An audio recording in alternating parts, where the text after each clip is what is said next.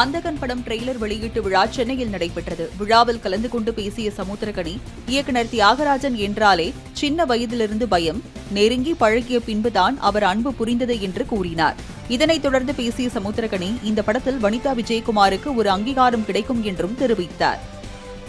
அந்த அன்பு உண்மையிலேயே ஒவ்வொரு முறை அவர் பார்க்கும்போதும் எனக்கு அந்த அந்த அந்த கெத்து இருக்குல்ல, அப்படி இருக்கணும், நம்மளும் இப்படி தான் இருக்கணும், இன்னும் 10 வருஷம் கழிச்சு இப்படி இருக்கணும், 15 வருஷம் கழிச்சா நம்ம இப்படி தான் இருக்கணும் அப்படின்னு ஒவ்வொரு முறையும் உணர்த்திக்கிட்டே இருப்பீங்க.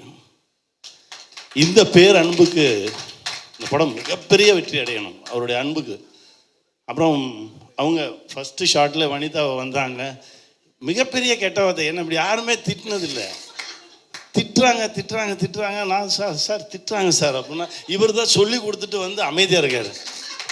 நான் சொன்னதெல்லாம் தாண்டி அந்த பொண்ணு திட்டுதுங்க, என்னங்க பண்ணன்னு கேட்குறாரு சார். அப்புறம் அங்கே கேட்டால் இல்லை சார் தான் சொன்னார் சொல்லி, அப்படி ஒரு கோஸ்டாக இருந்த படம்.